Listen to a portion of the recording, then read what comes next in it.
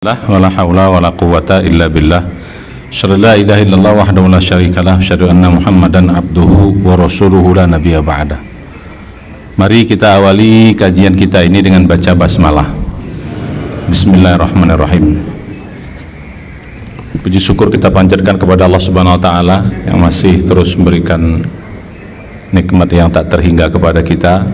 Kita masih diberi kesehatan, umur yang panjang, dan juga kesempatan bisa melaksanakan aktivitas kita, ibadah kita, yang mudah-mudahan kita masih juga diberikan nikmat iman, nikmat Islam hingga akhir hayat kita, yang tentunya ini sangat kita harapkan, sangat kita doakan, sehingga nanti di akhir hayat kita dipanggil dalam keadaan husnul khotimah. Amin ya rabbal alamin. Salawat dan salam marilah kita sampaikan kepada junjungan kita semua Nabi besar Muhammad sallallahu alaihi wasallam, dan juga kepada keluarga beliau, para sahabatnya, para tabi'in, dan juga umat yang istiqomah ikuti sunnah beliau hingga hari kiamat. Mudah-mudahan kita termasuk umat yang istiqomah dalam kehidupan kita, menjalankan sunnah semaksimal yang kita bisa. Mudah-mudahan di hari kiamat kita diberi kesempatan untuk mendapat syafaat dari Rasul dan bisa masuk dalam surganya Allah. Amin ya rabbal alamin. Dalam kesempatan ini juga saya mengucapkan taqabbal minna minkum kullu am wa antum bi khair. Ya, semoga Allah menerima amal puasa kita di waktu Ramadan kemarin, dan mudah-mudahan kita semua dijadikan hamba yang bertakwa, diampunkan dosa-dosa kita, dikabulkan doa-doa kita, diterima seluruh amal kebaikan kita, dan juga kita senantiasa diberi kebaikan setiap saat dalam kehidupan kita. Dan mudah-mudahan tahun depan kita diberi kesempatan lagi untuk bisa hadir di bulan Ramadan dalam keadaan sehat walafiat, dan bisa melaksanakan kembali ibadah Ramadan dengan sebaik-baiknya, dan mudah-mudahan lebih baik dari tahun yang sebelumnya. Amin ya rabbal alamin. Dan juga saya di dalam forum ini menyampaikan maaf lahir batin atas kesalahan khilaf yang sengaja maupun tak sengaja. Mudah-mudahan dengan saling memaafkan kita bisa nanti di hadapan Allah saling mengikhlaskan, sehingga hisab kita lebih mudah. Tidak ada hutang piutang, tidak ada kezaliman di antara kita, kecuali sudah kita saling memaafkan. Mudah-mudahan di hari kiamat kita bisa bertemu Allah dalam keadaan bersih, dan mudah-mudahan kita bisa semua bertemu nanti di surganya Allah. Amin ya rabbal alamin. Bapak sekalian, Bu Ibu rahimakumullah, kaji kita hari ini sebenarnya mengulang kaji yang lama, ya, tapi kita ingat kembali, ya, kaji kita yang lama dulu. Mungkin beberapa tahun yang lalu saya sudah ingatkan bahwa keberhasilan Ramadan itu bukan hanya terletak saat di bulan Ramadan, ya, atau kita perluas lagi, keberhasilan suatu ibadah itu bukan terletak hanya saat kita sedang mengerjakan ibadah itu, tapi justru keberhasilan ibadah itu, ya, yang paling krusial, yang paling menentukan itu nanti adalah setelah pasca ibadah itu. Apa dampaknya? Apa efeknya? Kalau dampaknya positif, dampaknya signifikan, ya, maka kita katakan ibadah itu sukses, ibadah itu berhasil. Tentu saja yang paling hebat nanti di akhirat, ya. Cuman itu kan gaib, kita tidak bisa ukur, kita tidak bisa melihatnya, tidak bisa memastikan langsung saat ini. Tapi yang gaib itu kita bisa kita bisa kita bayangkan, ya, masih kita bayangkan dengan kondisi sekarang, masih kita bisa bayangkan. Jadi begitu. Nah, oleh karena itu pada kesempatan ini sekali kami ingatkan bahwa beratnya Ramadan itu bukan saat Ramadan. Kalau saat Ramadan kita mudah ibadah, ya, mudah meninggalkan maksiat, mudah mengendalikan hawa nafsu, mudah berbuat kebaikan, itu mah biasa, ya. Ini mohon maaf ya, ini kajinya agak level lebih tinggi, ya. Jangan kaji yang ecek-ecek lagi, ngaji kita udah lama, ya, ngaji kita udah lama. Yang baru ngaji ya nggak apa-apa, mohon dipahami, ini kaji yang lebih kita naik level, ya. Itu mah biasa. Kenapa biasa? Ya karena semua fasilitas Allah siapkan di situ. neraka ditutup rapat-rapat, surga dibuka lebar-lebar. Setan diikat, lipat ganda amal tinggi sekali. Jadi kalau kita mudah melaksanakan kebaikan di bulan Ramadan itu biasa. Kenapa? Ya fasilitasnya memang dibikin begitu oleh Allah Subhanahu wa taala. Gitu loh. Ya kalau konsepnya daripada ya bagus gitu loh kan. Tapi kita maunya naik level. Justru beratnya itu sekarang. Gitu loh. Kalau sekarang masih bisa semangat ibadah, masih bisa mengendalikan hawa nafsu, masih bisa istiqomah melaksanakan kebaikan-kebaikan. Nah, masih terus bisa sedekah. Ini yang hebat. Kenapa? Fasilitasnya udah nggak ada lagi, atau fasilitasnya sudah dikurangi. Tidak seperti dalam bulan Ramadan. Setan kembali dilepas, neraka dibuka, surga ditutup. Nah, ini kalau di sini masih bisa istiqomah, ini baru hebat namanya. Gitu loh. Inilah yang saya katakan kemarin, yang tadi, ini namanya ibadah yang sukses. Jadi ibadah yang sukses itu terlihat pascanya. Ada dampak enggak? Ada perubahan kepada kebaikan enggak? Ada lebih enggak? Makanya sholat itu dikatakan berhasil, inna sholata tanha anil fahsyai wal munkar. Itu kan pascanya. Surat 29 ayat 45, Al-Ankabut ayat 45. Sungguhnya sholat yang berhasil itu, sholat yang sukses itu tanha, bisa mencegah, mampu mencegah orang yang mengerjakannya anil fahsyai wal munkar, dari perbuatan keji dan munkar. Gitu. Bisa mengendalikan dirinya dari perbuatan keji dan munkar. Kok lagi sholat nggak bikin maksiat, biasa nggak Pak? Ya iya, orang lagi sholat gitu loh. Lagi sholat nggak merokok, itu kan memang ya begitu. Mana orang yang sholat merokok? Ini mohon maaf yang merokok ya. Ini kita naik level, jangan tersinggung. Ya, kaji kita udah dari 2002 kita ngaji. Sekarang sudah berapa tahun tuh? 20 tahun. Waduh.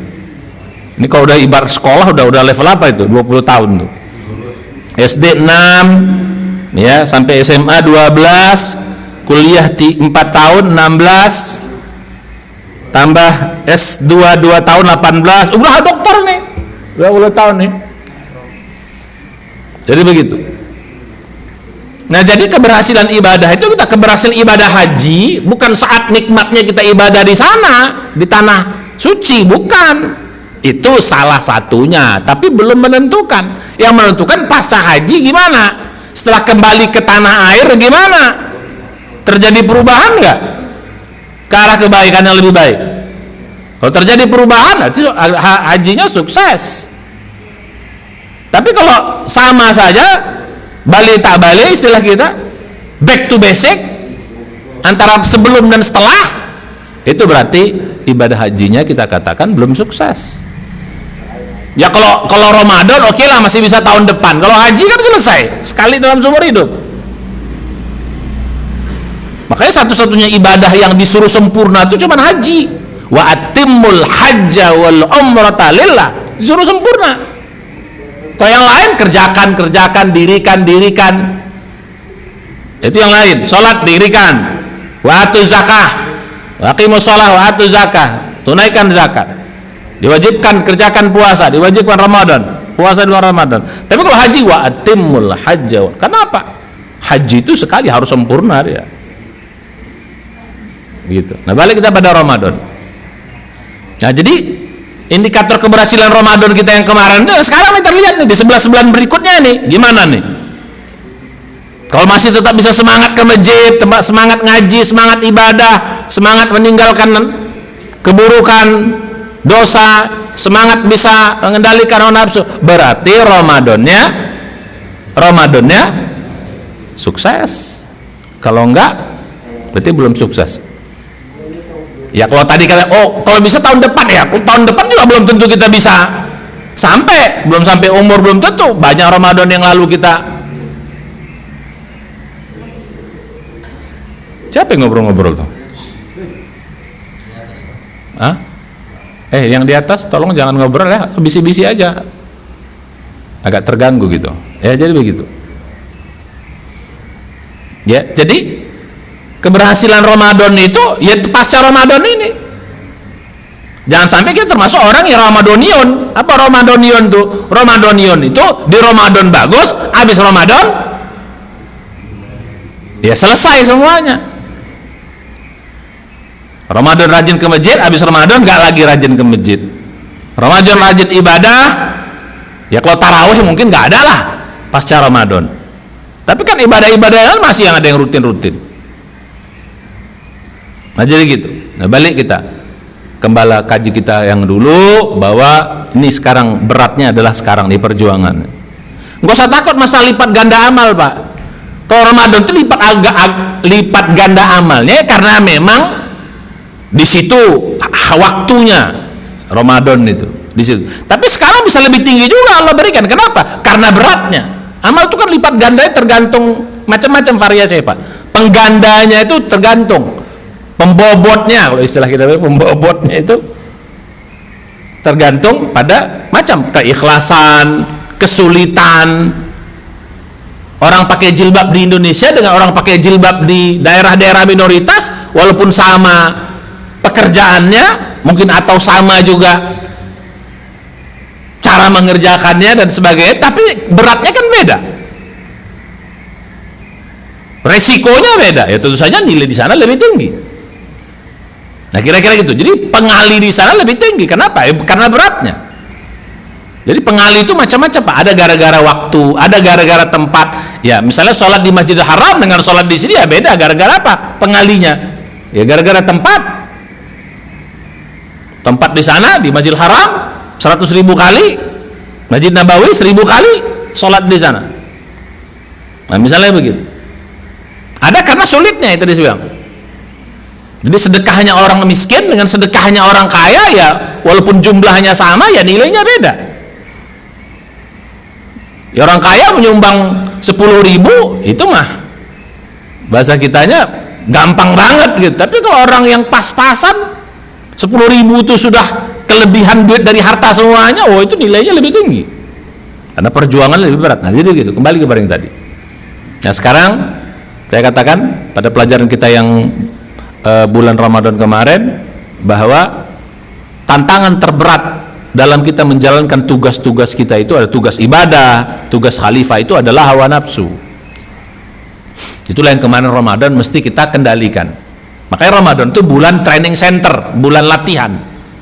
Nah suatu latihan dikatakan berhasil kalau apa? Kalau setelah latihan ada dampaknya, kan gitu. Setelah kita dilatih sebulan sama Allah, 1 bulan berikutnya atau 11 bulan berikutnya ada dampaknya nggak? Tidak ada suatu agama yang lebih hebat daripada agama kita dalam hal melatih ini. Coba ada latihan harian. Sholat itu di samping ibadah ritual itu juga bagian dari pendidikan Allah kepada kita. Kita dilatih tepat waktu, kita dilatih berjamaah, kita disuruh khusyuk, itu latihan. Kita disuruh bersih, itu latihan.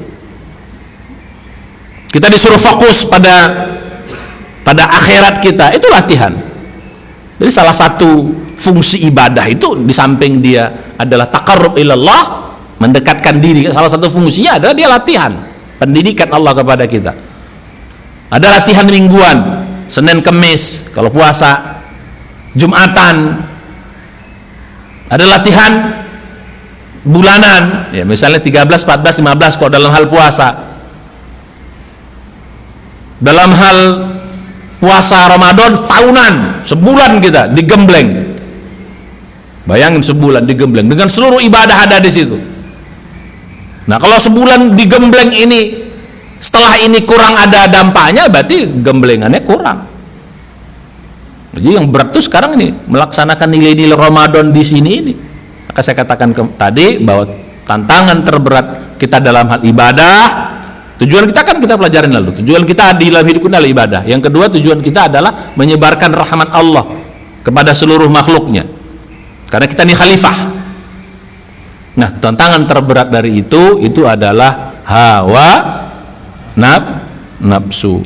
Hawa nafsu membuat kita jadi lalai dari ibadah. Atau gara-gara hawa nafsu lah kalaupun kita ibadah jadi ibadahnya kacau. Sholat pengen cepat tuh kan hawa nafsu. pengen cepat, itu kan hawa nafsu. Kalau nonton bioskop 2 jam nggak kerasa tuh, nonton drakor ibu-ibu di rumah itu nggak terasa itu 1 jam itu.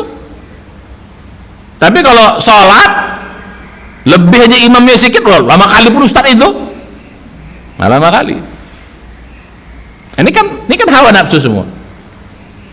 Kenapa bu nonton lebih betah? Karena saat nonton setannya ikut nonton, maka dia nggak gangguin kita gitu loh. Kalau lagi sholat, ya dia gangguin kita, makanya nggak betah. Kalau ngaji ditusuk-tusuk yang pantat kita itu, biar cepat. Kalau cepat ngaji kan gitu. Tapi kalau melakukan itu ya setannya ikut nimbrung, makanya dia nggak gangguin kita. Ini kan kawan, teman, sesama teman, ya tidak akan saling mengganggu kan begitu. Nggak balik kita. Nah ini saya ingin pelajaran kita hari ini, bagaimana di Ramadan ini, pasca Ramadan maksudnya, kita masih bisa tetap mengendalikan hawa nafsu. Nah di sini tantangan. Inilah yang pelajaran kita pada kesempatan. Bagaimana biar bisa tetap istiqomah kita di luar Ramadan ini. Kita pasti harus ada triknya Pak. Hawa nafsu ini berat, karena dia punya 3 sifat yang saya katakan dulu. 3 sifat hawa nafsu yang paling berat tuh. 1, hawa nafsu ini nggak bisa diatur. Dia pengen free, pengen bebas. Jadi istilah freedom itu istilah setan, itu istilah hawa nafsu itu. Bebas bicara apa saja, nggak boleh dibatasi. Bebas melakukan apa saja, nggak boleh dibatasi.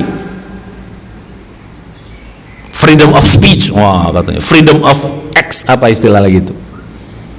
Ya, jadi gitu. Nggak bisa dia dilarang yang namanya hawa nafsu ini. Ngelawan dia. Nah ya ini tantangan kita. Justru hawa nafsu ini ya nggak boleh dibunuh, tapi ini tantangan. Ini bagian dari ujian kita. Bisa nggak kita mengendalikan hawa nafsu ini? Kalau bisa ya kita lulus. Kalau nggak bisa ya kita gagal. Maka dalam Al-Quran dikatakan wa amman khofa maqama rabbih wa nahan nafsa 'anil hawa fa innal jannata hiyal ma'wa. Surah An-Nazi'at. Ayat terakhir tuh. Siapa yang takut kepada kebesaran Allah, Tuhannya, wa nahan nafsa 'anil hawa, dia bisa kendalikan hawa nafsunya, maka surga langsung. Di surga nggak dibilang ibadah, Pak. Nggak dibilang sholat, nggak bilang puasa. Jadi barang siapa takut kepada Allah, maka dia sholat. Barang siapa yang takut kepada Allah, dia haji. Barang siapa yang takut kepada Allah, dia berpuasa. Nggak dibilang begitu. Tapi barang saya yang takut dan dia mengendalikan hawa nafsunya. Kenapa nggak disebut itu? Karena sholat, puasa, haji dan semua kebaikan itu tidak akan ada terjadi kalau hawa nafsu tidak dikendalikan. Maka langsung surga balasannya. Fa innal jannata hiyal ma'wa. Surga balasan.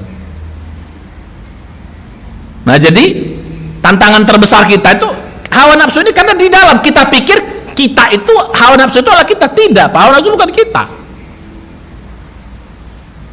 Hawa nafsu itu begitu kita mati ya selesai. Itu ujian bagi kita. Nah jadi sifatnya 1, tidak bisa dilarang, tidak bisa dibatasi. Maunya bebas, mau bikin apa saja. LGBT, ini hak asasi manusia, itu hawa nafsu itu. Apa lagi misalnya, nggak boleh dilarang ini, ya hawa nafsu itu begitu, pengennya bebas. Sementara Allah menyuruh kita semua dengan aturan-aturan. Ngomong boleh, tapi dibatasi, yang ini yang hanya boleh. Berbuat boleh, tapi ini yang boleh, yang ini ya. Makan apa aja boleh, tapi halalan thayyiban. Nah, jadi dibatasi. Hawa nafsu itu nggak mau, maka ini menjadi tantangan kita. 2, sifat hawa nafsu yang kedua itu apa? Dia nggak pernah puas, pengennya lebih, nggak pernah puas. Punya rumah 1 pengen 2, kadang-kadang rumah yang kedua juga nggak dipakai kok. Harta sudah punya 1 juta, pengen 2 juta, punya 2 juta, pengen 10 juta, 10 juta, pengen 1 miliar. Kadang-kadang juga nggak dipakai, apa? Ditabungin doang. Paling sekedar nengok apa namanya, nengok buku tabungan, oh tiap hari. Nah itu hawa nafsu. Semuanya pengen lebih, semua pengen mewah-mewah dan sebagainya. Itu sifat hawa nafsu, nggak bisa dibatasi dia, nggak bisa apa? dia nggak bisa dipuaskan. Makanya kata hadis katakan hawa nafsu itu kalau dikasih satu lembah itu emas pengen yang kedua, dikasih yang kedua pengen yang ketiga, nggak pernah puas kecuali mulutnya disumpal sama tanah, kata Nabi. Artinya apa? Mati, baru selesai hawa nafsu itu. Maka hawa nafsu itu paling takut sama mati, paling takut deh sama mati hawa nafsu itu. Coba Pak, orang mau mati Pak, coba kasih duit 1 triliun, mau nggak dia? Udah megap-megap orang mau mati di apa itu? Mau mati misalnya di laut, nih 1 miliar, mau nggak? Mau nggak kira-kira, terima nggak? Atau perempuan cantik, ini perempuan cantik, mau nggak kau? Ini perempuan cantik, kasih, mau dia? Dia butuh apa saat itu? Dia butuh apa? Pelampung yang murah meriah. Padahal kalau dia mau kan ambilin 1 miliar tuh beli kan pelampung kan? Nggak bisa. Paling takut hawa nafsu itu ya sama mati. Maka disumpal sama tanah, kata Nabi, baru selesai. Nah, itulah hawa nafsu. Nah, yang ketiga, ini yang bikin hawa nafsu ini mesti kita kendalikan ya. Yang ketiga apa? Hawa nafsu ini mikirnya pendek, selalu pendek aja, nggak mau panjang-panjang dia. Sekarang lebih saat itu kan semuanya pengen cepat. Kalla bal tuhibbunal ajilah wa tadharunal akhirah, kata Allah dalam surat Al-Qiyamah. Ya itulah kalian, hawa nafsu kalian itu apa? Senangnya ajilah. Ajilah itu cepat, ajilah itu segera, pengen cepat kaya, cepat terkenal, cepat ini, cepat itu, semua pengen cepat. Kata Nabi, semua yang cepat tuh nggak bagus kecuali 5, kata Nabi. Sholat ketika azan sudah berkumandang, utang, berbuka, harus cepat-cepat tuh. Apa lagi harus cepat-cepat? Lain itu nggak boleh. Apa lagi? Jenazah cepat disegerakan. Malah begitu. Jadi ada kata Nabi yang mesti harus segera. Selain dari itu nggak bagus. Karena ajilah itu ya sifat hawa nafsu. Maka dalam hadis katakan as-sakinah minallah wal ajalah minasyaiton. Tenang itu memang ya cepat-cepat ya. Memang hawa nafsu itu begitu, senangnya cepat. Cepat sekarang. Makanya dia berpikir pendek. Orang mengerjakan kebatilan, mengerjakan kejahatan kan berpikir karena pendek.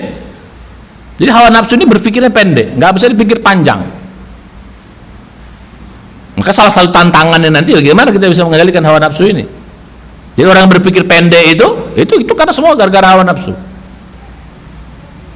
Ya karena pengen cepat semuanya, ya nggak punya uang, akhirnya ngutang untuk bangun rumah dulu, kredit, mobil apa, kredit semuanya. Padahal belum tentu dia bisa bayar.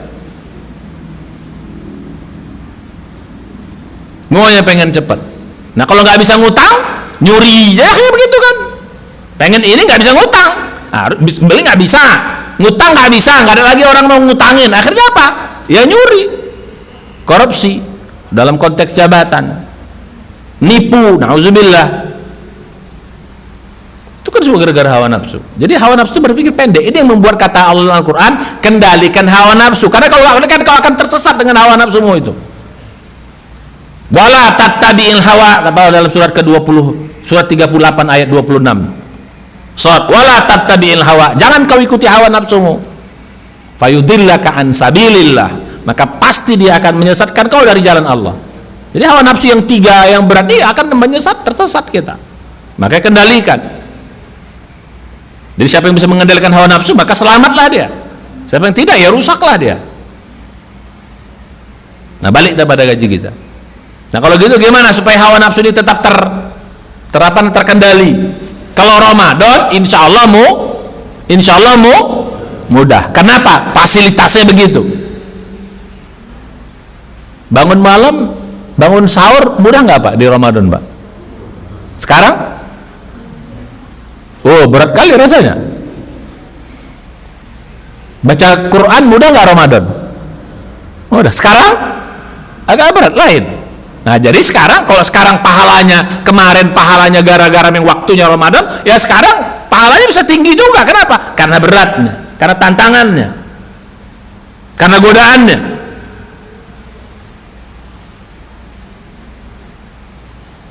Jadi kalau di sana misalnya 10 kali 100 misalnya, pahalanya dikali 100 karena Ramadan. Kalau sekarang kali 100 juga, cuman bukan karena waktunya, tapi karena apa? Karena apanya? Karena beratnya. Kan bagi Allah semudah itu kok. Kalau kalau berpikir pahalanya tinggi juga sekarang. Kenapa? Tantangannya lebih berat.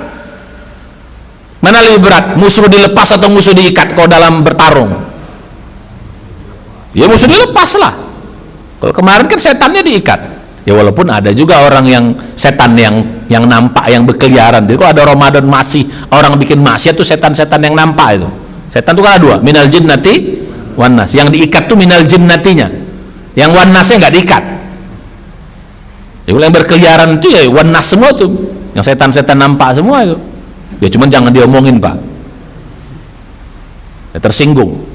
Setan itu, Pak, sifat ya, bukan makhluknya. Makhluknya namanya jin. Ya, setan itu sifat. Menggoda, menjerumuskan, mengajak orang bikin maksiat, itu namanya sifat. Jadi kata-kata syaitan itu bukan kata apa? Bukan kata benda, tapi kata apa? Kata sifat. Menjadi benda akhirnya. Nah, balik pada kaji kita. Nah, sekarang bagaimana bisa kita supaya mengendalikan hawa nafsu ini? Supaya kita bisa istiqomah kita dalam segala macam kebaikan seperti Ramadan. Nah, ini meskipun harus ada triknya. Ya, trik-triknya. Kita mesti tahu, Pak. Ya, kalau nggak tahu nanti kita akan tergoda lagi, terjerumus lagi. Ya sekali-sekali ya nggak apa-apalah, namanya juga manusia. Ustadz juga manusia. Kan saya bilang dulu, bedanya orang takwa sama orang mukmin biasa itu apa? Orang beriman biasa apa? Kalau orang takwa tuh kalau tergelincir cepat bangkit, itu aja bedanya. Kalau orang beriman biasa, kalau tergelincir bisa lama-lama dia dalam dosa itu. Jadi orang masuk neraka itu bukan orang yang bikin dosa, Pak, bukan. Karena orang-orang yang lama-lama dalam dosa itu yang bikin masuk neraka. Kalau tergelincir bikin dosa, itu semua manusia mengerjakan itu, kecuali Nabi lah yang maksum.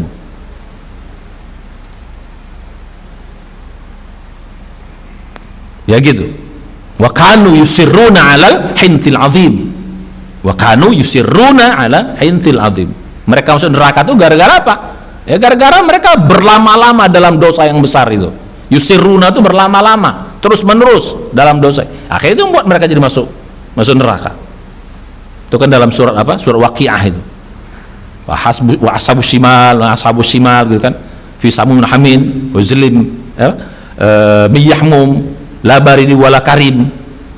Nah, baru itu wa kanu yusirruna 'anil hintil 'adzim. Mereka berlama-lama dalam dosa itu.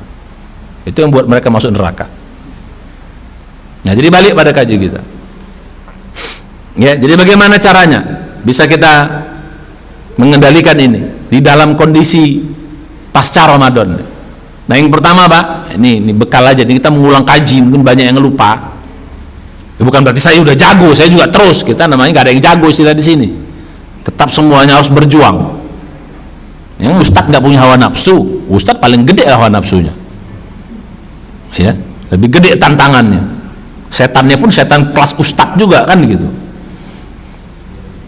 Jadi begitu. Ya. Nah, balik kita pada yang tadi. Nah, yang pertama, Pak, ini sebagai bekal kita semua nih. Ya, biar kita bisa tetap istiqomah dalam kebaikan, istiqomah dalam amal soleh. Nah, yang pertama, hawa nafsu ini triknya adalah sibukkan dia dengan ibadah dan amal soleh. Sibukkan dia, alihkan dia pada ibadah dan amal soleh. Jadi jangan berhenti. Kalau berhenti kita amal soleh, ya dia cuma dua gendangnya. Kalau dia tak sibuk amal soleh, dia sibuk apa nanti? Dia sibuk apa? Ya sibuk bikin maksiat. Cuma itu gendangnya. Alihkan dia. Jangan dilawan, jangan ditekan, jangan apa bahasa kita? Apalagi dibunuh, jangan. Nggak boleh kita membunuh hawa nafsu. Ini mataku asik jelalatannya nengok perempuan cantik, wah butakan aja, tusuk matanya. Mana lebih hebat? Punya mata bisa mengendalikan nggak nengok yang gitu tuh, kok nengok gitu cepat dialihkan daripada nggak punya mata. Mana lebih hebat? Orang buta, aku nggak sur nengok perempuan cantik, kata orang buta. Ada hebatnya nggak? Ada hebatnya nggak? Ya, ada hebatnya orang nggak punya matanya. Tapi dia punya mata bisa kita kendalikan, itu hebatnya di situ. Orang bisu nggak menfitnah orang, ada nggak orang bisu menfitnah orang? Orang bisu ngomongin aib orang ada nggak? Ngomongnya dia susah. Mana dia fitnah orang kayak gitu? Ya kita bukan menghina orang bisu ya, bukan, tidak. Tapi ini perbandingan. Nah, jadi nggak boleh dibunuh, karena begitu dibunuh ya nggak ada gunanya lagi. Justru tantangan kita sebagai manusia itu adalah karena adanya hawa nafsu. Dia bukan untuk dibunuh tapi dikendalikan. Dia nikah lagi itu pakai hawa nafsu itu. Ya nikah harus pakai hawa nafsu lah. Masa nikah nggak pakai hawa nafsu? Gelo apa? Ibu-ibu sih begitu tuh, dia nggak pakai hawa nafsu tuh. Masa nikah pakai hawa nafsu? Justru indahnya hidup ini ya gara-gara ada hawa nafsu. Kita enak makan gara-gara ada. Kalau nggak ada nggak mungkin kita bisa mati, kita kalau ada hawa nafsu. Orang nggak akan mau makan, orang nggak mau minum, ini mati aja udah. Nggak akan berumah tangga, nggak akan berbisnis, ya nggak akan kerja, ya mati saja udah. Gitu. Ya. Tapi hawa nafsu yang dikendalikan. Nah, di situ dia nilainya. Wa nahan nafsa anil hawa, mengendalikan dirinya dari godaan hawa nafsunya. Jadi satu, alihkan dia Pak dengan ibadah. Punya banyak uang, banyak sedekah, alihkan dia. Karena kalau nggak sedekah, nah ini hati-hati. Oh, dia kan macam-macam dia mikirnya. Alihkan. Jadi gitu. Punya waktu luang, baca hal-hal yang manfaat atau kerjakan hal manfaat, ibadah. Jadi cara mengendalikan hawa nafsu adalah alihkan dia, capekkan dia pada hal-hal yang bersifat ibadah. Kalau dia udah capek ibadah, udah malas dia Pak, malas maksiat tuh.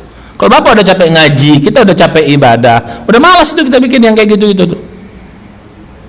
Tapi kalau kita nggak ngaji, nggak ibadah, nggak apa, oh makin sedap dia terus. Makanya istri saya seneng banget saya sedekah. Abang kalau sedekah aku dukung, banyak-banyak dukung, asal jangan kawin lagi katanya. Nah itu karena perempuan Pak. Kalau kita nggak punya banyak duit, mikirnya macam-macam kita. Ini apa saja intermezzo Bu ya, jangan tersinggung. Jadi kalau suami Bu banyak sedekah Bu, kasih Bu, dorong, mantap Bang, sedekah. Cuman sedekah ada janda di sana, kasihan kita katanya. Itu repot kita kan. Ya Bu ya, itu hawa nafsu tuh yang begitu-gitu, kendalikan. 2. Jadi kalau sudah capek ibadah, maka dia akan apa? Ya sama kayak anak kecil Pak. Anak kecil tuh kalau kita nggak mana bisa kita bilang, oh jangan gitu kok, ya makin dibikin ya nanti. Alihkan dia. Makanya kalau orang-orang yang sekuler itu dialihkan pada olahraga, itu orang sekuler. Kalau kita jangan, karena orang olahraga itu apa? Jadi apa dia? Oh jadi bisa macam-macam juga, hati-hati. Kalau kita nggak, alihkan dia pada ibadah. Ya olahraga penting, tapi lebih penting lagi ibadah. Dia itu sekali-sekali. Olahraga itu bagian dari saja, tapi bukan itu yang utama. Memang kalau orang olahraganya jago tidak bikin maksiat, gua bisa juga dia, bisa makin kenceng aja kalau makin ini dia. Olahragawan itu kan bukan tidak bikin maksiat, ya, tapi bukan itu orang beriman. Kita arihkan dia pada hal-hal yang sifatnya ibadah. Di samping ada pertolongan Allah, Allah ridho sama ibadah kita, ya Allah kasih kekuatan kita untuk mengendalikan hawa nafsu itu. Satu. 2. Cara mengendalikan hawa nafsu ini. Nah ini yang agak sedikit berat saya bilang. Nah ini yang penting. Ini yang poin-poin besarnya Pak. Yang kedua ada hawa nafsu ini mesti diajak mikir jauh, ajak mikir jauh. Karena dia sifatnya mikirnya pendek, ajak dia mikir jauh. Dia dilatih dia berpikir jauh. Terutama berpikir hakikat yang saya bilang dulu, pelajaran yang Ramadan. Berpikir hakikat jauh sampai ke akhirat. Hakikat itu ya akhirat. Aja dia pikir jauh. Karena hawa nafsu itu mikirnya pendek tadi. Kallabal tuhibbunal ajilah wa tadharunal akhirah. Ya hawa nafsu itu kita ini selalu berpikir pendek. Maka ajak dia berpikir akhirah. Berpikir jauh karena walal akhiratu khairun laka minal ula, karena akhirat tuh yang jauh tuh selalu lebih baik daripada yang pendek-pendek.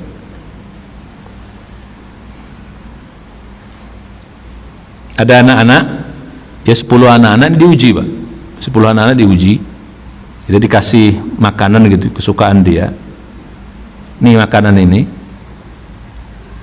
dia dikasih suatu tempat, kalau kau tidak makan ini dalam waktu 1 jam atau 2 jam, ya, kau akan dapat 10 kue itu nanti, setelah 2 jam, kalau kau tidak makan. Jadi dari 10 anak Pak, cuma 2 orang yang nggak mau makan itu, 8 orang makan. Kenapa? Ngapain mikir nanti, sekarang diembat dulu. Nah, jadi 2 jam lagi kalau kau nggak makan sekarang, karena makan kesukaan dia nih, seneng banget anak-anak itu. Itu ada ujinya itu. Ada apa bahasa kitanya? Ada apa bahasa kita uji itu? Ada penelitian ya, begitulah. Jadi kalau kau bisa tahan 2 jam ini nggak makan ini, anak ini makan ini, permen ini atau kue ini, berikutnya aja kau dapat 10. Jadi 8 anak makan, 2 anak yang bertahan biar dapat yang 10. Nah itulah hawa nafsu, pengennya apa? Berpikir pendek.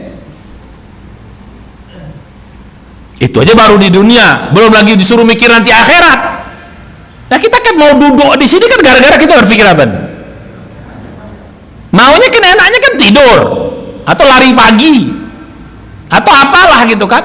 Tapi kan kita berpikir jauh nih, Tuhan. Barang siapa yang sholat subuh berjamaah, duduk berzikir atau ikut taklim sampai syuruk, nanti dia tutup 2 rakaat, apa nilainya? Haji dan umroh sempurna. Oh, ini kan nilai akhirat semua ini.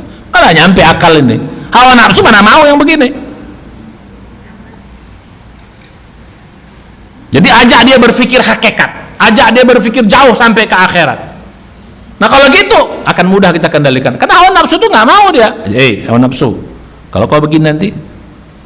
Makanya Islam itu selalu menganjurkan tanda petik egoisme, tapi egoisme yang benar gitu loh. Bukan egoisme hawa nafsu. Kalau kau sedekah sama orang, pada hakikatnya hartamu yang mana? Yang punyamu atau yang kau sedekahkan? Yang kau sedekahkan. Itu kan sebenarnya egoisme. Kalau kita nolong orang, pada hakikatnya nolong siapa? Nolong dirimu. Man amila solihan falinafsi wa man asaha fa'alaiha. Barang siapa yang berbuat amal soleh, sungguh dia menolong dirinya sendiri.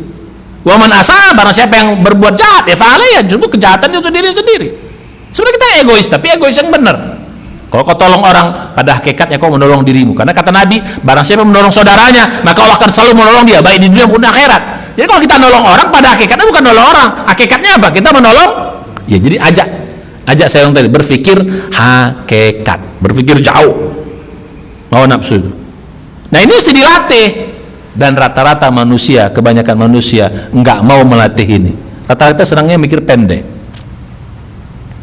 Rata-rata kita berpikir, kalaupun pikir jauh nggak terlalu jauh, jauhnya jauh-jauh dikit, tetap di dunia juga. Ajilah itu salah satu artinya bisa pendek, bisa cepat. Salah satu artinya ajilah itu dunia.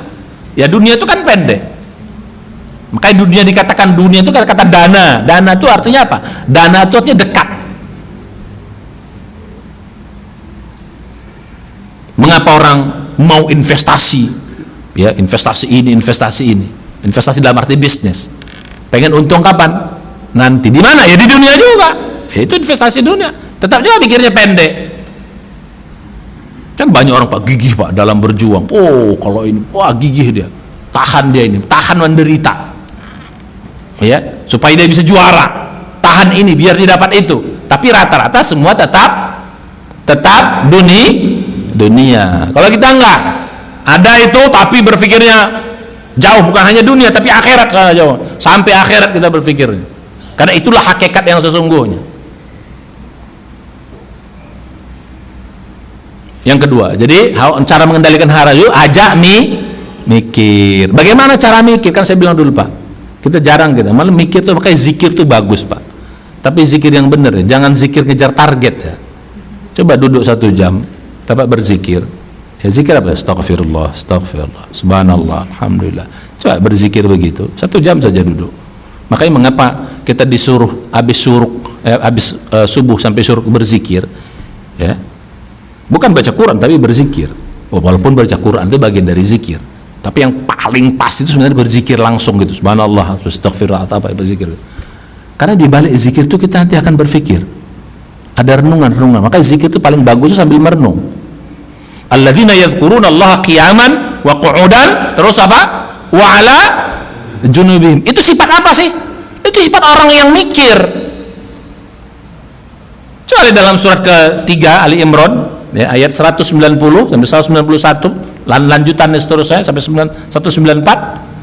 Inna fi khalqis samawati wal ardi wa ikhtilafil laili wan nahar la ayatin liulil albab. Semua yang di alam semesta ini, pergantian siang malam, itu tanda-tanda orang berakal. Siapa orang yang berakal itu, kata Allah? Ulil albab itu orang yang berakal, akar jernih maksudnya.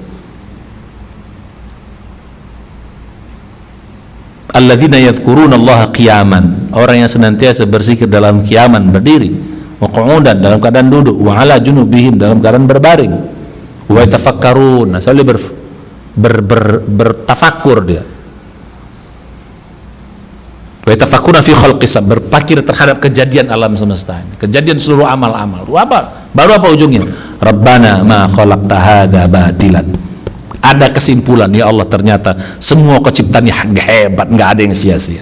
Baru muncul kesadaran, subhanak, maha suci engkau ya Allah. Baru faqina adzaban nar, jauhkan kami dari api neraka. 190 surat 3 191. Karena kalau kita baca Quran ini tingkat tinggi kajinya, jangan, bukan saya melarang baca Quran, tidak. Karena kalau baca Quran kita belum, kecuali kalau baca Quran sambil mikir, sambil baca sambil apa? Renungin makna. Oh, tadabbur namanya. Nah, itu lain. Gitu, Pak. Coba sambil duduk aja, astagfirullah. Nanti ada akal kita akan banyak. Oh, ternyata kok begini. Oh, begini. Ini tafakur. Oh, begini. Oh, itu akan dapat pencerahan-pencerahan nanti di dalam zikir-zikir kita itu.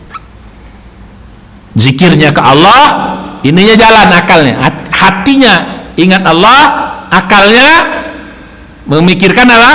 Fi khalqis samawati, kejadian-kejadian di alam semesta, termasuk berbagai macam. Nanti muncul satu kesadaran, wah ternyata, nah, begitu. Kawin lagi tuh capek rupanya. Kalau gitu nggak usah lah. Kan senang ibu-ibu kayak gitu. Ya Bu, ternyata kalau kawin lagi tuh cepat masuk surga rupanya. Boleh kalau gitu. Bapak senang begitu-gitu. Ya kan tadi berpikir jauh kan, jadi saya bilang tadi hawa nafsu bang, nggak mau, nggak bisa. Tapi kalau jauh ke depan, iya. Tapi ini kan pahalanya ngeri kali, jalan tol masuk surga nih. Waduh, mantap juga. Bu, makanya kalau ibu lagi marah-marah hawa nafsu, aja mikir jauh gitu loh. Muncul kesal. Rabbana ma khalaqta hadza, ya Allah, ternyata nggak sia-sia kau atur kami seperti ini. Mantap kok ya Allah.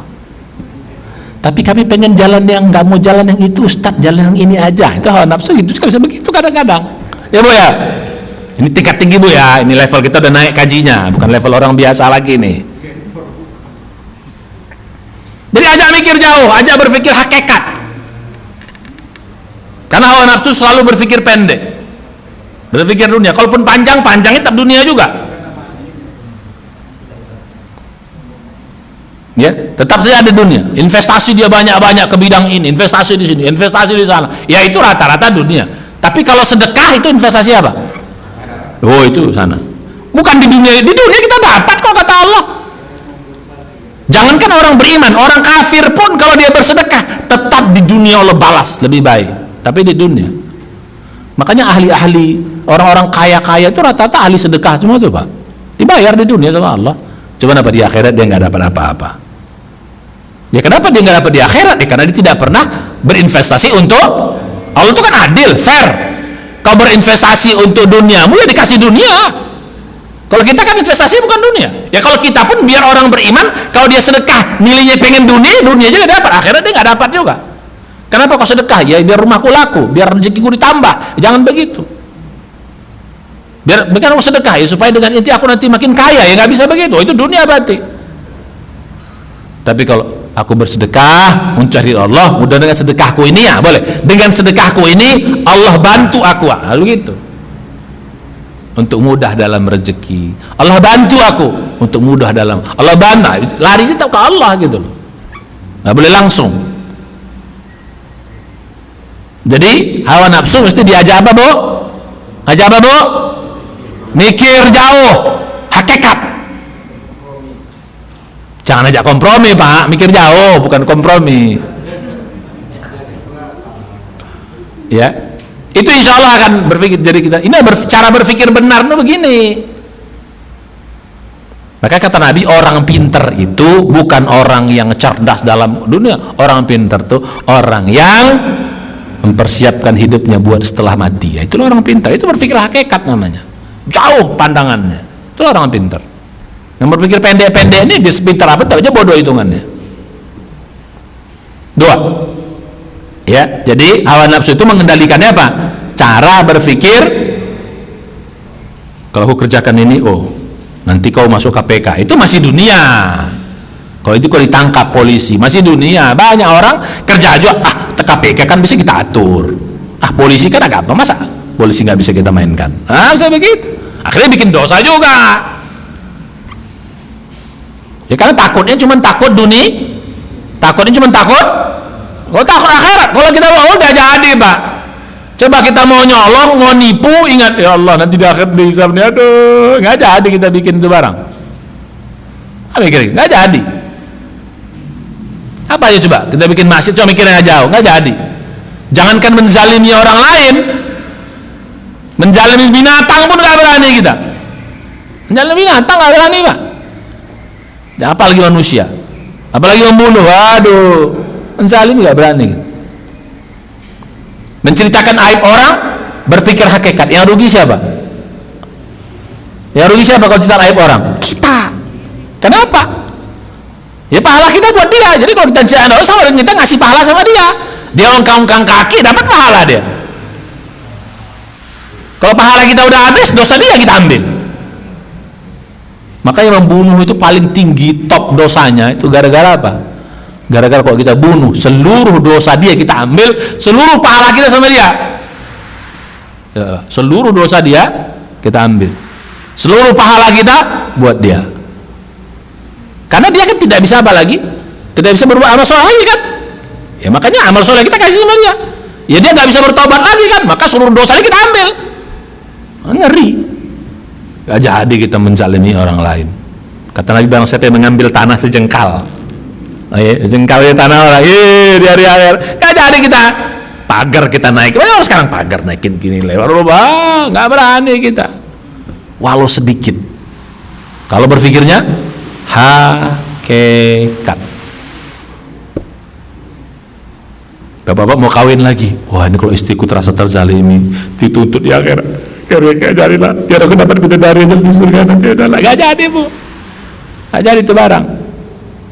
Tapi ibu pikir suaminya kawin lagi ternyata, ya kalau aku ini kayak gini jadi cepat masuk surga, nggak apa-apa, aman ya itu, sebentar cuma di dunia ini, di surga. Gak jadi juga, marah-marah, senyum aja, mainkan bang. Kalau main itu, tapi itu ibadah bang ya, abang harus niatnya sedekah, abang harus niatnya untuk ibadah, aku setuju. Oh gitu, biar aku cepat masuk surga. Mantap kan? Kalau gini aman semua dunia nih, Bu. Yang bapak-bapak senang, happy, betul nggak? Kan? Yang ibu-ibu happy juga. Berpikirnya jauh akhirat gitu. Abang jangan pakai hawa nafsu ya, nggak bisa lah dek. Oh iya juga ya kan gitu. Makanya dalam Islam indahnya hidup dalam saya begitu, semua dipertimbangkan buat akhirat, bukan hanya semata-mata hawa nafsu. Jadi ajak berpikir jauh, insya Allah hawa nafsu bisa kita kendalikan. Ya, bahkan jauhnya pun ya perlu diancam juga. Kalau bikin terus neraka kok nanti, perlu kita ngancam diri kita, Pak. Atau perlu kita memberi, kalau di surga nanti kau puaskan hawa nafsumu, bisa juga begitu, aja dialog dia. Oh kok sebentar kau puaskan sekarang, nanti di akhir kau nggak dapat. Atau sekarang kau tahan, akhirat kau puaskan. Makanya di surga itu Allah mengatakan lakukan, kau puaskan hawa nafsumu semua di surga itu, nggak ada batasan lagi di situ. Walakum fiha ma tashtahi anfusukum. Itu artinya apa? Di surga itu kau puaskan hawa nafsumu, kata Allah. Walakum fiha ma tashtahi anfusukum. Walakum fiha ma tad'un. Di surga itu kau akan diberikan apa yang kau minta. Nggak ada batasan. Apa yang kau minta ada di situ. Apa aja kau minta apa. Ya itu saya yang baik-baik. Nggak mungkin kita nggak baik-baik. Cuman kata Ustadz kecuali rokok katanya. Rokoknya dikasih tapi apinya yang repot. Karena apinya disuruh ngambil neraka katanya gitu. Ada Ustadz yang bilang begitu. Ya. Jadi gitu. Boleh minta rokok tapi apa? Rokoknya doang, apinya tak ada gitu. Ya, balik kita pada kaji. Yang ketiga, nah ini yang saya ini perlu kasih catatan. Nanti yang pertama saya akan pertajam, yang ketiga ini yang perlu saya beri catatan. Ini biar ini jadi apa Pak ya? Jadi apa? Salah satu trik yang bagus. Yang ketiga ini. Ya, ini salah. Hawa nafsu itu perlu kita kasih reward juga, Pak. Ketika kita sudah mengendalikannya, kasih dia reward. Tapi kalau kita nggak bisa mengendalikannya, kasih dia apa namanya punishment. Tapi yang wajar, bukan yang berlebihan. Seperti apa? Contoh misalnya gitu. Ya. Makanya Rasulullah itu bukan Rasulullah, ya kita lah. 1 bulan kita puasa, capek nggak Bu? Capek. Begitu Lebaran kita disuruh apa? Makan kok. Makanya Idul Fitri itu artinya apa? Kembali makan. Suruh makan gitu. Gak boleh kita puasa di Idul Fitri, hari pertama terutama. Haram kita makan itu. Atau Lebaran Haji. Itu kan kita disuruh puasa juga sebelumnya. 1 sampai 9. Walaupun yang paling ini 9 doang atau 8. Tarwiyah. Disuruh kita makan. Itu bagian dari apa? Bagian dari supaya hawa itu jangan dikekang terus. Kau kasih longgar dia sedikit. Makanya Al-Fitr itu bulan makan, hari makan. Jadi kata-kata Id itu arti hari makan namanya. Id itu arti hari makan. Coba lihat dalam surat Al-Maidah itu. Idal lana li awwal itu akhirnya. Jadikan supaya turunnya hidangan dari langit itu kata Nabi Isa, jadikan idal lana. Hari makan-makannya kami. Jadi kata-kata Id itu salah satu arti hari makan, kembali makan. Cuman walaupun ada orang sering menafsirkan Idul Fitri itu kembali suci, tapi yang lebih cocok itu kembali makan. Karena sebelumnya kita. Jadi hawa nafsu itu perlu dikasih, itu bagian dari reward. Dan jangan ketat-ketat kali Pak sama nafsu ini, karena kalau begitu ketat kali itu bisa berontak, bahaya. Perlu kita kasih. Makanya kalau udah apa capek ibadah, jalan-jalan rihlah, lihat keselewat alam ini. Tapi yang halal ya, dan jangan berlebihan. Apa punya banyak duit, udah rajin sedekah, ya pakai duit tuh buat jalan-jalan. Jangan duit buat sedekah, habis itu umroh, habis itu ini, habis itu apa gitu. Terus ibadah aja. Ada sedikit buatlah buat apa? Aja jalan-jalan kemana? Rihlah. Tapi jangan jalan-jalan terus. Yang saya bilang tadi, yang halal dan jangan berlebihan. Perlu dikasih reward hawa nafsu itu. Jadi capeknya kita itu, alhamdulillah. Jadi ada ini ya, berikan. Ini perlu trik ini. Sama anak-anak kita gitu, kalau dia udah rajin ibadah apa, kasih dia ini. Anda udah, sekarang udah nggak usah hafalan dulu. Yuk kita jalan-jalan dulu. Kemana dulu? Hari ini, 2 hari, 1 hari, 2 hari, 3 hari. Besok apa? Biar begitu dia kembali itu, dia semangat lagi gitu loh. Jadi jangan terus gini, kok gini, terus akhirnya bahaya nih. Karena hawa nafsu itu bisa berontak nanti. Once dia berontak, kita kalah, itu berbahaya. Namanya futur. Banyak orang futur dalam amal, Pak. Futur dalam ibadah, paham nggak? Saya banyak ketemu orang-orang begini. Kenapa? Terlalu ketat sama hawa nafsunya, akhirnya hawa nafsu berontak. Ya dikit, akhirnya futur. Itu pengalaman kita mulai dari kita mahasiswa sampai sekarang banyak ketemu yang begitu. Jadi dia baru hijrah, baru tobat, semua dia mau laksanakan sunnah itu, mabok. Malam dia sholat malam 2 jam. Sambil dipaksa-paksa baca Quran, dia nggak banyak hafal, dia baca Quran sambil berdiri. Terus puasanya Daud, terus pakai jubah, pakai serban, semua foto dibuang semuanya, apa, mabok habis itu. Mabok, jangan, bertahap saja, pelan-pelan. Ya, jangan buru-buru. Allah tuh bahaya kok. Allah menurut terus saja. Yang penting step demi step. Ya sahabat bisa begitu karena imannya besar. Kita begitu, imannya segini, baru tobat. Mabok habis itu, akhirnya futur. Capek, akhirnya futur. Begitu udah futur berbahaya, Pak. Orang yang udah begitu rajin, tiba-tiba dia enggak lagi, itu berbahaya justru. pelan-pelan saja. Kan banyak kadang-kadang begitu.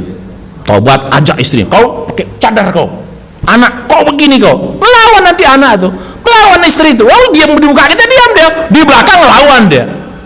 Itu akhirnya bercerai. Atau akhirnya banyak yang begitu, aktivis-aktivis. Saya kan bekas aktivis kita. Bukan sekarang nggak aktivis ya, maksudnya berkah begitu. Kayaknya perlu pelan-pelan saja, kasih sedikit reward hawa nafsu itu. Ya, tapi pada satu hasilnya yang halal, yang kedua jangan. Ya kalau perlu maintenance meja olahraga apa sih. Tapi jangan dijadikan hobi, jadi itu pula kalah sholatnya. Itu sebagai apa? Sebagai apa? Sebagai reward untuk ya kita bersenang, nggak apa-apa, kan halal kok. Paham ibu-ibu ya? Ini perlu yang begini-begini. Ya, capek ngaji, jalan apa? Capek apa? Ajak makan-makan anak istri kita, ajak makan kawan-kawan kita, ajak ustadz makan-makan, kan enak kayak gitu. Ada lontong nggak hari ini? Ada? Ada kari nggak pagi ini? Nggak ada. Kemarin? Nggak betul itu. Masih sawalan kita nih. Oh ya, mulbet. Aduh. Nah, jadi saya minum, rencana mau minum ini saya tadi nih. Nah, jadi gitu Pak. Jadi perlu dikasih reward. Jadi nggak usah terlalu dipaksa. Allah tuh maha baik kok. Yang penting tidak yang haram. Ya, jangan boleh yang haram. Jadi syaratnya tidak boleh yang haram, yang halal, dan jangan sekedar memberi reward pada diri kita. Itu perlu kita memberi reward.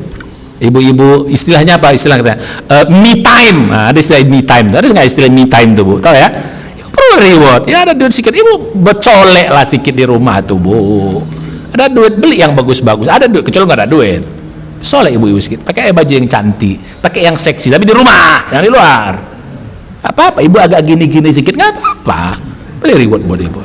Bapak baca ke saudara di rumah kok. Mental kali lo. Tapi kok gitu? Ada aku kan jangan, biar aja cantik itu. Sedang kali ya, nggak puji sedikit.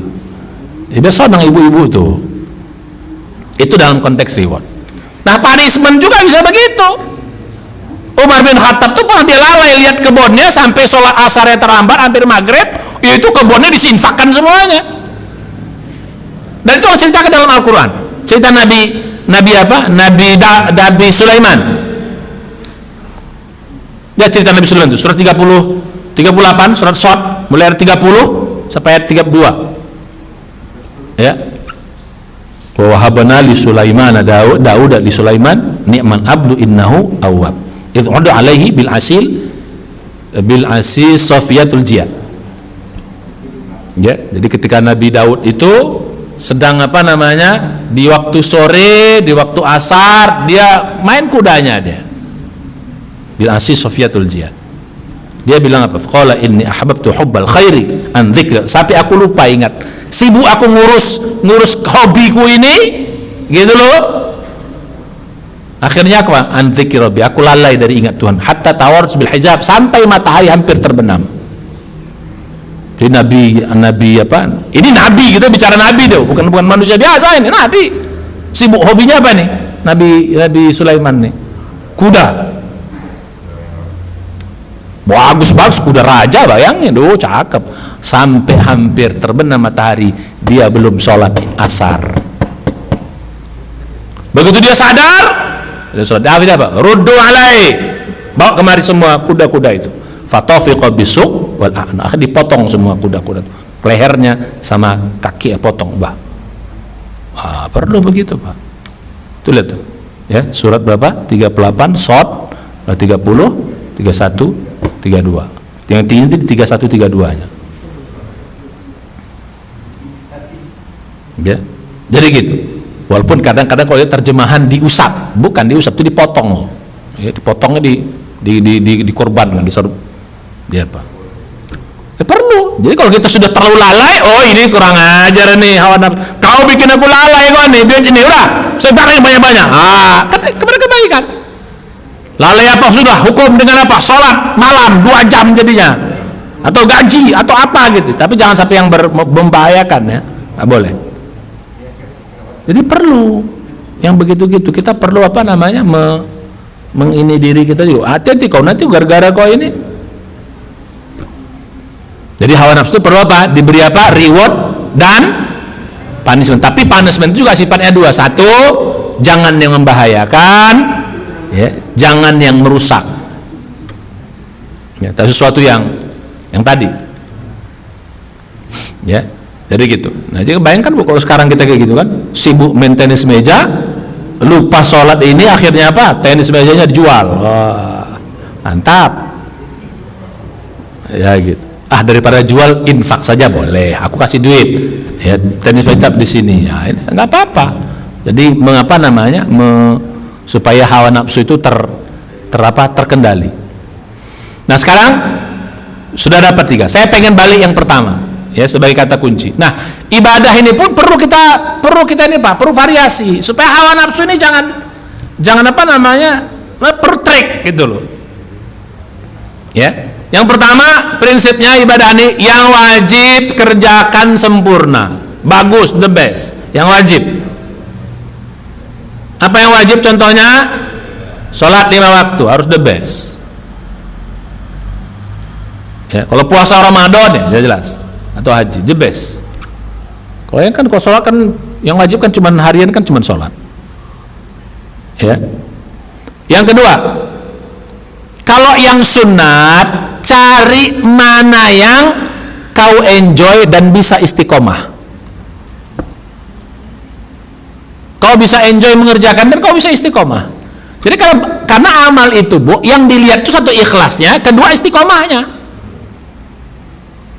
Kalau dia nggak enjoy, itu nggak bisa istiqomah nanti.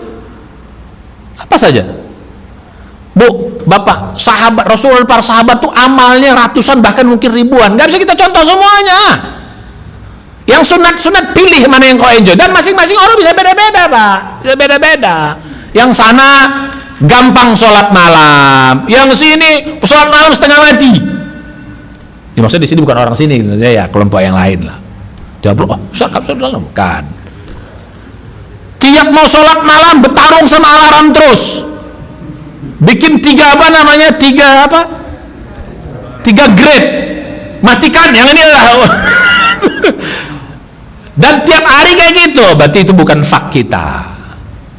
Berarti kita enggak, bukan begitu. Sudah, enggak usah kita contoh sama orang. Mungkin dia sholat malam gampang bangunnya, ya. Mungkin kita susah. Atau kalau kita sholat malam pagi jadi ngantuk, akhirnya kerja aja. Kenapa ngantuk-ngantuk? Aku rajinnya soal kerja itu wajib.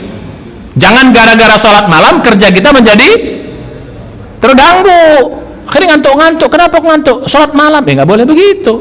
Ada orang yang rajin sholat malam, tapi tak segar. Rasulullah itu segar dia. Malamnya bagaikan rahib, siangnya bagaikan singa. Kita juga singa, tapi singa tidur. Kan singa ternyata siang-siang, pagi-pagi itu tidur Pak. Nah jadi gitu. Jadi yang sunat ya, yang sunat apa yang kedua? Yang sunat apa? Cari mana yang kita enjoy dan bisa istiqomah. Yang penting itu. Apa? Sholat sunat. Saya nggak bisa sholat malam, tapi saya duha, saya bisa istiqomah. Sudah, duhanya istiqomah kan 4 minimal. Istiqomah kan duha. Mungkin itu yang bisa. Qobliyah ba'diyah. Ya sholat malam sekali-sekali. Karena kalau sholat malam tertarungan ya. Sabtu Minggu karena liburan, oke sholat malam. Tapi kalau kita kerja ya sudah, nggak usah. Kalau bisa mengganggu. Atau puasa Daud. Ada orang puasa Daud enak kali Pak. Puasa Daud itu mudah dia. Kalau kita puasa Daud susah kali. Ya nggak apa-apa. Mungkin amalnya ya Daud. Kalau kita enggak. Kalau dia 1 hari puasa, 1 hari buka, ya sudah. Kalau kita enggak. Kalau saya begitu. Kalau puasa Daud ya sulit. Kalau kita 1 hari tidak puasa, 1 hari buka, 1 hari tidak puasa, 1 buka, sama juga, mirip kan. Saya kalau keluar, ya misalnya banyak ke Jakarta, ke apa ya enggak. Ya, kadang-kadang diajak kawan makan, ya kita menghargai, kita makan. Maka saya kalau keluar-keluar tuh nggak mau puasa saya. Ya di rumah saya menghargai istri ya. Saya nggak puasa juga, menghargai istri kan gitu. Ya bukan hak kita, tapi ada orang yang bisa begitu, mainkan, gak ada masalah. Paham Pak ya? Yang kedua, jadi gitu. Mana yang kita enjoy? Karena orang ini beda-beda Pak. Nggak, jangan samakan semua. Jangan kita iri dengan amal orang. Karena fak dia bisa begitu. Ya Pak kita, ya sudah kerjakan mana fak kita. Yang penting intinya apa? Kau enjoy dan yang penting apa tadi? Enjoy dan bisa Ikhlas yang pertama tentunya, dan istiqomah. Apa yang kita bisa istiqomah? Oh Pak, makin nilai istiqomah itu nilai besar istiqomah itu. Apalagi yang ketiga yang saya bilang dulu, sampai jadi amal unggulan loh, itu dulu pernah saya. Oh dahsyat. Ya kadang-kadang saya suka gitu. Papa kok sholat malam kecuali banyaknya Ramadan doang, gak pernah putus kalau lihat.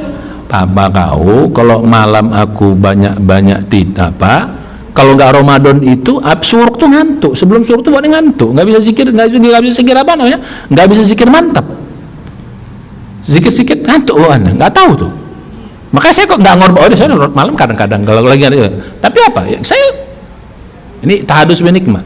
Saya lebih senang habis subuh sampai suruk berzikir, karena saya menikmati zikirnya. Karena kalau udah sholat malamnya, kecuali kalau Ramadan nggak ngantuk, itu hitungnya. Malam 2 jam sholat, suruk tuh nggak pernah ngantuk. Tapi kalau nggak Ramadan, boleh zikir gitu terus. Oh, berarti faknya kau ini faknya bukan itu. Sudah, nikmati apa yang kau kerjakan. Kau usah kau contoh orang lain. Ada juga orang yang lain lagi pula, aku nggak bisa suruh Ustaz, habis subuh kok ngantuk kali aku. Apa? Sudah mungkin babnya begitu. Silahkan cari amalnya. Ingat, kalau sunat apa tadi? Kau kerjanya enjoy dan dia bisa apa, silahkan Pak, cari. Dapat 2, dapat 3. Nggak usah semua kayak Nabi dicontoh, nggak kuat kita kayak seperti siapa? Sahabat Rasulullah yang semua dia kerjakan, Abu Bakar, nggak kuat kita. Sudahlah. Nah, hawa nafsu itu perlu gitu. Jangan semua dicontoh, nggak kuat kita. Mana yang kita enjoy? Berarti bisa istiqomah. Tapi kalau ada orang bisa banyak, bagus. Tapi kalau nggak bisa, cari mana yang kita bisa enjoy. Paham Bu ya? Ingat, yang wajib gunakan. Ya, jangan contoh orang lain.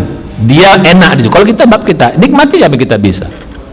Nah, yang ketiga ini yang track yang ketiga ini biasa biar untuk bekal habis pasca Ramadan. Yang ketiga nih, variasikan amal itu. Jangan monoton. Ya, jangan monoton. Kalau perlu, tadi kan istiqomah kan, sekali-sekali boleh ditinggalkan, nggak apa-apa Pak. Kalau ini sunat kok. Mengapa sahabat tahu dulu bahwa itu sunat? Karena pernah ditinggalkan Rasul. Kalau nggak pernah tinggalkan jadi wajib dia. Jadi jangan sampai istiqomah nggak pernah, nggak perlu. Kalau perlu variasi. Ya, variasi kan perlu.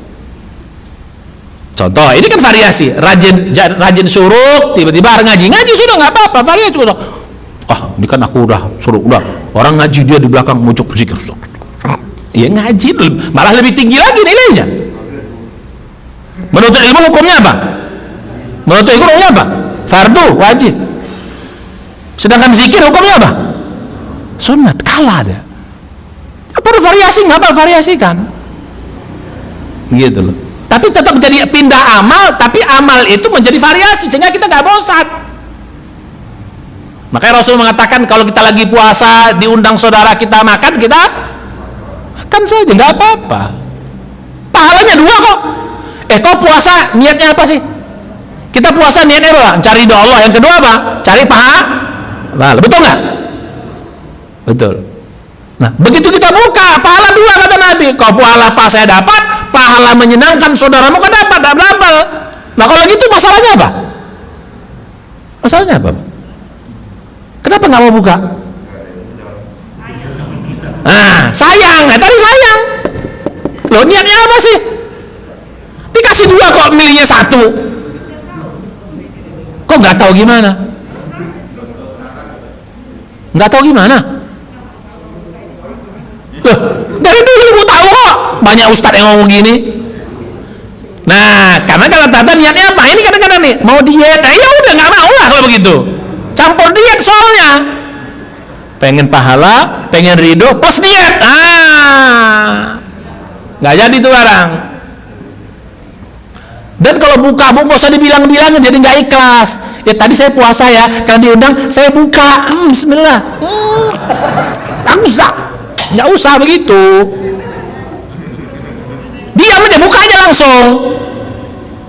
Makanya Rasulullah tuh Pak, ada sampai sahabat yang ngomong, 2 sahabat yang berbeda. Sahabat pernah mengatakan, aku nggak pernah ngelihat Rasulullah tuh puasa. Sahabat yang kata, setiap aku jumpa Rasul puasa terus dia. Kan bingung kita.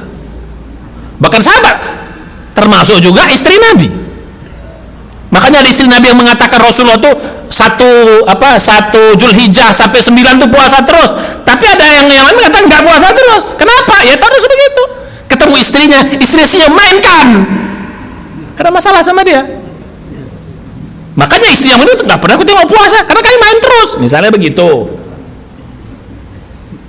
Ya maaf ini agak kasar ya. Ya kira-kira begitu. Sedangkan dia, ya Rasulullah tuh nggak pernah. Ya begitulah. Ini perlu variasi kan enak amal begini. Kalau kita kadang-kadang sayang, orang pahalanya 2 kok. Ibu lagi puasa sunat, diajak suami batalin. Enggak bang, aku puasa apa kok pahala? Memenuhi apa suami menilainya bahwa wajib, sementara puasa sunat kalah. Variasikan. Ada yang gitu pak. Termasuk maaf ya, ini gini. Nah ini kan udah lewat suruk kan? Ada yang sholat suruk lagi. Nah, Allahu Akbar. Karena nggak mengerti ilmu. Menuntut ilmu hukumnya wajib. Sementara itu sholat kalah. Nah, karena nggak mengerti ilmu. Ada yang begitu. Nggak apa-apa nanti itu sholat duha aja. Kenapa? Dapat nilainya. Kenapa kita dapat nilai yang lebih tinggi gitu loh? Yang sejajar aja kita dapat nilainya, apalagi yang lebih. Jadi kalau ada amal yang lebih tinggi, tinggalkan yang biasa, kerjakan yang lebih tinggi. Atau yang setara pun, kalau menjadi variasi. Ini tadi kita lagi puasa, tiba-tiba ya jangan lagi puasa bertamu ke rumah orang, itu kurang kerjaan. Lagi puasa bertamu dia, kita kasih minum, nggak mau minum dia, kenapa nggak minum? Aku puasa. Lu puasa tapi kau bertamu sama aku. Ya jangan bertamu lah, nanti buka kan gitu. Ada yang begitu pak. Bertamu dia, kita kasih puasa katanya. Kan nyinggung Allah itu namanya. Ya walaupun karena kita ngerti udah lah, karena dia nggak ngerti kan. Kita harus begitu, paham ya? Mesti dengan. Ya kecuali kalau kita tuan rumah kita yang puasa, itu boleh pilihan kita apa. Jadi kadang-kadang pun kita buka nggak apa-apa, pahala juga. Kenapa? Kita kasih minum dia, kita kasih makan, kita nggak makan. Racun tua dia kata orang nanti. Kalau makan dia nggak, tuan rumah nggak makan, kita makan. Coba, nggak jadi yang makan dia. Saya pernah ketemu tuh, ini punya sahabat yang tukang puasa Daud, dia bikin 2 minum pak, dia kasih kita, dia bikin dia, tapi dia nggak pernah minum, dan kita tahu itu. Kalau makan dikasih di bak dia, tapi nggak pernah disentuh, kasih dia menghargai. Nah gitu, ada begitu, tetap dia, bukan dia kosongin, tetap dia kasih minum sana, dia kasih minum di sini, teh ya teman-teman, teh kopi, tapi dia nggak pernah minum. Pak silakan. Oh ya silakan ya, gitu. Dia bukanya gitu. Juga sama dia, tapi nggak pernah disentuh dia.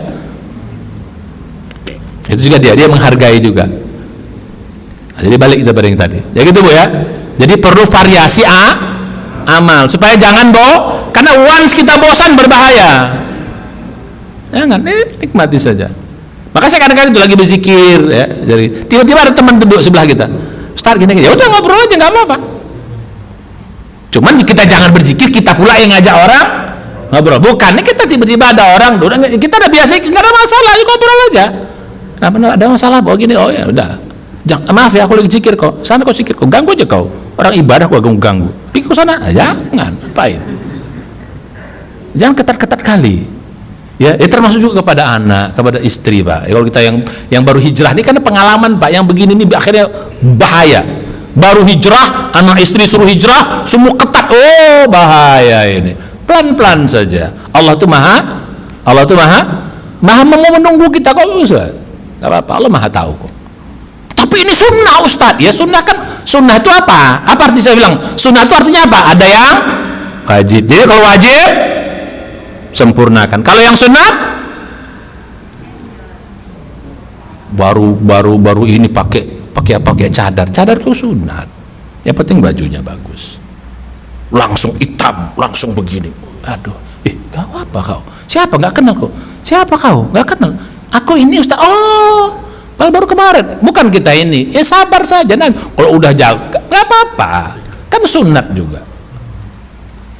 Ya, kecuali kalau sudah apa saya bilang tadi, kalau sudah levelnya, kalau baru-baru sudah, yang wajar-wajar aja dulu. Jadi prinsipnya yang wajib sempurnakan, yang sunat Pilih mana yang enjoy, istiqomah. Yang ketiga, variasikan. Dan kalau perlu ditinggalkan, nggak apa-apa, tinggalkan. Kalau memang itu bisa daripada, kalau memang ada ya. Misalnya ibu biasa tadi, biasa ibadah kita, silaturahim, nggak apa-apa, nggak usah takut kita. Duha kita lewat, tapi pahalanya apa? Pahala silaturahim. Begitu. Ya, variasikan Pak. Ini perlu. Supaya apa? Supaya ini jadi, inilah indahnya ibadah. Jadi kita nggak terpaksa ibadah itu, asik ibadah itu. Nah kalau begini insya Allah ini ibadah akan langgeng sampai kita bertemu Allah Subhanahu wa Ta'ala. Nah mudah, kalau gini kita variasikan Pak, insya Allah amal itu akan enak, nggak ada yang terpaksa, akan enjoy, nggak ada yang kita berat, nggak usah iri terhadap amal orang lain. Kita punya fak sendiri, apalagi sampai yang saya bilang dulu menjadi amal unggulan gitu. Oh dahsyat. Nah sekarang demikian, mudah-mudahan bermanfaat ya. Mari kita tutup dengan ada pertanyaan. Saya kadang-kadang, Ustaz kenapa saya nggak dikasih pertanyaan gitu. Nah, hari nanya ibu-ibu, coba ayo nanya. Nah itu kan ternyata Pak di sana perlu kita siapkan mic memang. Nggak apa-apa, silahkan. Ya. Apa yang nanya Bu? Mau nanya apa? Nggak ada mic-nya? Aduh, makanya kalian tolong siapkan mic Pak ya. Kita perlu ini ibu-ibu juga nih. Ibu ini perlu variasi juga. Jangan kita bapak-bapak aja.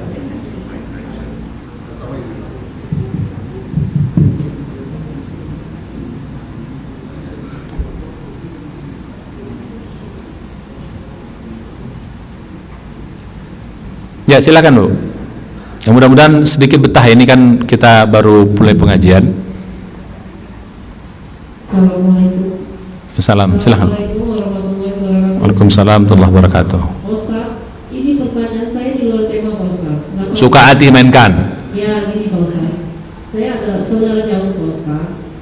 Suaminya itu koma selama 3 tahun.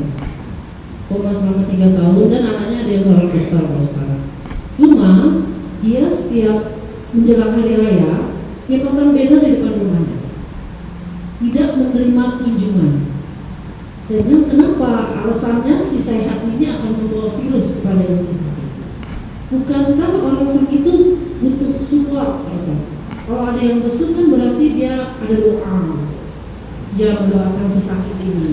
Tapi kan yang si sakit ini nggak tahu. Itu yang bikin aturan kan yang sehat, istrinya dan anaknya. Jadi dia selalu pasang banner tidak menerima kunjungan. Ini bagaimana nih Pak Ustaz? Hukumnya yang sehat ini memberikan tersangka itu kepada kami yang saudara-saudaranya yang merupakan adiknya, saudara kandungnya tidak bisa berkunjung. Iya. Ya memang ya kadang-kadang keterbatasan ilmu Bu ya. Ya nggak apa-apa, kasih tahu aja baik-baik. Ya tapi kalau nggak bisa dia nggak apa-apa, bukan salah kita. Ya bukan salah kita. Nggak usah dipaksa. Kadang-kadang orang kan yang saya bilang tadi kan ketakutannya berlebihan, akhirnya menjadi seperti itu. Saya punya pengalaman ya. Kadang-kadang memang tanda petik dokter-dokter ini memang terlalu berlebihan di dalam, kadang-kadang gitu tuh dia punya ilmu medis. Karena punya ilmunya akhirnya berlebihan. Merupakan ilmu agama. Akhirnya padahal sebenarnya ilmu agama ini mengatur dengan baik. Ya. Contoh misalnya orang yang kena apa kemarin? Kena COVID. Ya. Akhirnya diisolasi. Nggak boleh ketemu saudara, nggak keluar. Kalau harus pakai APD lengkap. Ini makin cepat mati, Pak. Benar, makin cepat mati. Justru orang sakit tuh butuh apa? Butuh support kejiwaannya. Kadang-kadang ilmu medis dengan ilmu kejiwaan berbeda. Makanya kalau kita mengerti, ada yang itu nggak diambil. Ada teman saya itu, ya, karena bapaknya udah kayak gitu, nggak, kami urus di rumah.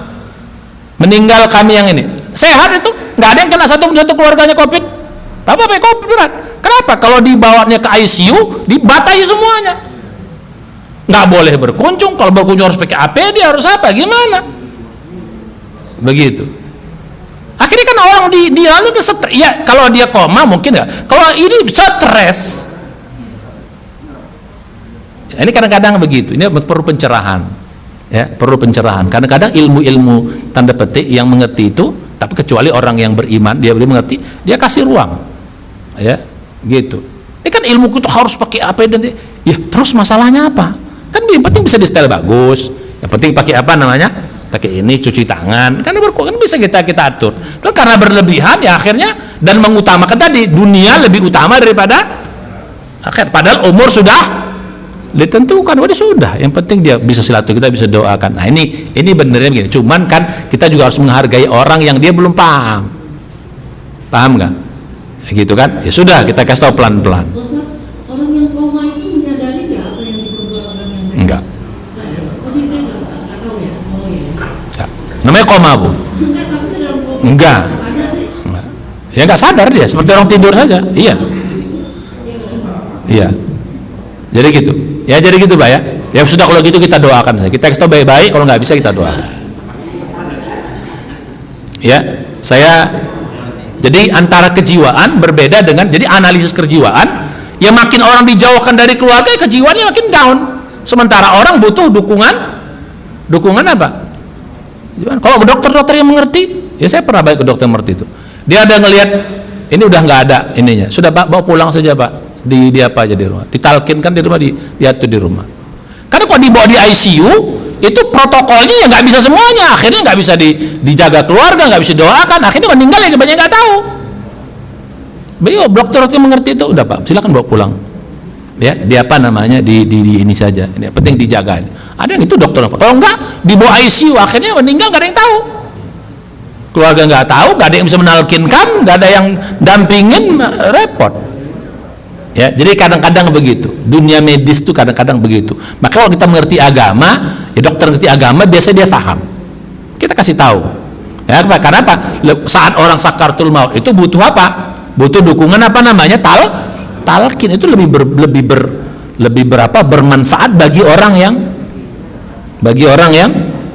yang sedang sakaratul maut. Ya Bu, jadi itu perlu penjelasan lah. Ya. Sekarang demikian, cukup ya? Ada lagi yang belakang tadi mau nanya? Ya. Silakan. Gak apa-apa. Jangan cukup Pak, kasih kesempatan sedikit. Bapak-bapak nih gawat kita ibu-ibu ini. Bikin indah dunia ini karena ada ibu-ibu. Ya Bu ya? Silakan Bu.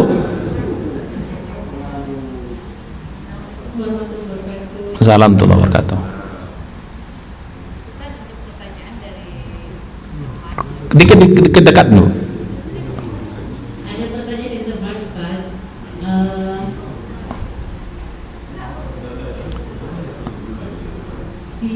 Dia sudah beberapa tahun tidak menafkahi suaminya. Ya. Kemudian dia meninggalkan suaminya, tapi dengan mempertanggungjawabkan semua anak-anaknya di bawah lindungan dia. Nah, yang jadi pertanyaan, apakah itu berdosa atau tidak? Menjauhkan suami kan nggak ngerti? Dia tinggalkan suaminya karena pertama tidak dinafkahi, kedua anak-anaknya sudah menjadi pertanggungjawaban dia semua. Jadi akhirnya ya sudah dia tinggalkan suaminya. Terus kata dia kan Allah maha adil, nggak mungkin Allah membebani dia dengan dosa itu, gitu. Karena dia tidak mampu menghadapi suami yang tidak bisa menafkahi dan sakit-sakitan lah. Iya, jalan yang paling ini minta cerai dulu. Nah, si suami dia sudah minta cerai sama suaminya karena ketidaksanggupan dia, tapi suaminya menggantung gitu. Nggak bisa. Kalau di pengadilan pasti bisa. Namanya cerai hakim. Bisa. Cerai hakim namanya. Kalau suami nggak bisa menceraikan, namanya gugat cerai. Ya, cerai hakim bisa. Jadi gitu, boleh nggak bisa. Mau digantung gimana? Kalau hakim menceraikan namanya cerai hakim. Hakim keluarkan surat cerai. Gitu loh. Prosesnya begitu. Selama dia masih suami, dia harus tetap taat pada suaminya. Begitu dia. Perkara dia tidak memberi makan itu dosa dia. Tapi kewajiban sebagai istri tetap harus minta izin keluar rumah. Tapi ini. Si istri itu kan meminta cerai, tapi si suaminya itu memang enggak, ya minta cerai jangan di mulut, ajukan pengadilan lah. Kan biayanya besar. Apa? Biayanya besar. Enggak juga lah. Besar. Besar biayanya. Kan istrinya nggak mampu. Maksudnya biaya besar gimana? Enggak ngerti saya. Kalau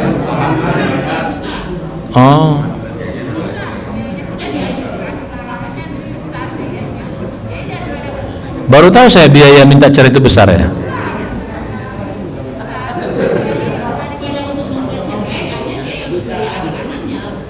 Maksudnya?